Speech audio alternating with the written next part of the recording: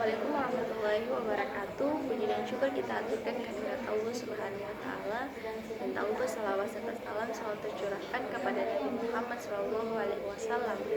Baik, sebelumnya perkenalkan, nama saya Nursari dari kelas MBS 2B. Pada kesempatan ini saya akan menjawab pertanyaan terkait dengan luas ekonomi mikro. Langsung saja, yakni pengangguran. Pengangguran atau orang yang menganggur adalah mereka yang tidak mempunyai pekerjaan, atau bisa diartikan juga sebagai orang yang sedang mencari pekerjaan yang layak untuk mereka. Kemudian dampak pengangguran. Dampak pengangguran bagi Indonesia yakni penurunan pendapatan per kapita dan penurunan pendapatan pemerintah yang berasal dari pajak. Dampaknya bagi masyarakat yakni menjadi beban psikologis, kemudian dapat menghilangkan keterampilan karena tidak pernah dipakai untuk bekerja.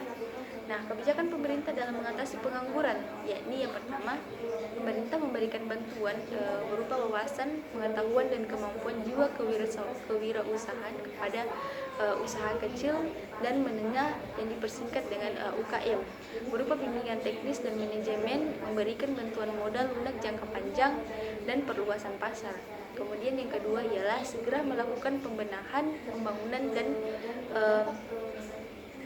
pengembangan kawasan-kawasan khususnya daerah yang tertinggal dan terpencil sebagai prioritas dengan membangun fasilitas transportasi dan komunikasi. Kemudian yang kedua ini adalah inflasi. Jadi inflasi ini adalah proses kenaikan harga-harga umum secara terus-menerus. Akibat dari inflasi secara umum adalah menurunnya daya beli masyarakat karena secara real tingkat pendapatannya juga menurun. Dampak negatif dari inflasi ini yang pertama adalah produsen cenderung memanfaatkan kecepatan kenaikan harga untuk memperbesar keuntungan dengan cara mempermainkan harga di pasaran. Kemudian distribusi barang relatif tidak adil karena adanya penumpukan dan konsentrasi produk pada daerah yang masyarakatnya dekat dengan sumber produksi dan yang masyarakatnya memiliki banyak uang. Ada juga dampak positif dari inflasi ini, yakni masyarakat akan semakin selektif dalam konsumsi, produksi akan diusahakan sebisa mungkin dan konsum tarif dapat ditekan. Kemudian inflasi yang berkepanjangan dapat menumbuhkan industri kecil dengan negeri inflasi yang berkepanjangan dapat menumbuhkan industri kecil dalam negeri menjadi semakin dipercaya dan tangguh. Strategi dan kebijakan pemerintah dalam mengatasi inflasi yakni pertama, kebijakan moneter. Kebijakan moneter adalah sebuah kebijakan yang dikeluarkan oleh Bank Sentral dalam bantuan pengaturan dan persediaan uang untuk mencapai tujuan tertentu. Kemudian kebijakan fiskal. Kebijakan fiskal menyangkut pengaturan tentang pengeluaran pemerintah serta perpajakan yang secara langsung dapat mempengaruhi permintaan total dan dengan demikian akan mempengaruhi harga.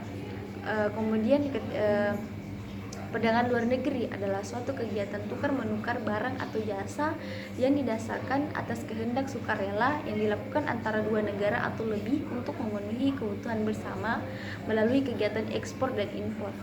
Kemudian kebijakan pemerintah dalam mengatasi perdagangan luar negeri. Pemerintah dapat meningkatkan pajak atau biaya masuk yang tinggi untuk barang-barang luar negeri yang akan diimpor ke Indonesia dan menjalin kerjasama ekonomi dengan negara-negara di dunia untuk memperbanyak tempat ekspor barang-barang buatan Indonesia. Kemudian proyeksi ekonomi. Proyeksi ekonomi adalah peningkatan dalam kemampuan dari suatu perekonomian dalam memproduksi barang dan jasa. Dengan kata lain, proyeksi ekonomi lebih menunjuk pada perubahan yang bersifat kuantitatif dan biasanya ditukar dengan menggunakan data produk domestik bruto atau pendapatan output per kapita. Kemudian globalisasi. Globalisasi ini sendiri adalah proses integrasi internasional yang terjadi karena adanya pertukaran pandangan dunia, pemikiran, produk, dan berbagai aspek kebudayaan lainnya. Kemudian neraca pembayaran adalah catatan yang dilakukan secara sistematik atau keseluruhan transaksi ekonomi yang dilakukan oleh suatu negara dengan negara lain yang berupa pandangan barang dan jasa, transfer keuangan dan moneter antara penduduk Indonesia dengan penduduk luar negeri selama satu periode tertentu. Kemudian kursa valuta asing. Dan kegiatan perekonomian terbuka adalah harga yang dibayar untuk satu unit mata uang asing. Nah, nilai kursa valuta asing bersifat fluktuatif, artinya kursa valuta asing ini bisa mengalami kenaikan dan penurunan sehingga memungkinkan terjadi hal-hal seperti devaluasi, revaluasi, apresiasi, dan kemudian depresiasi.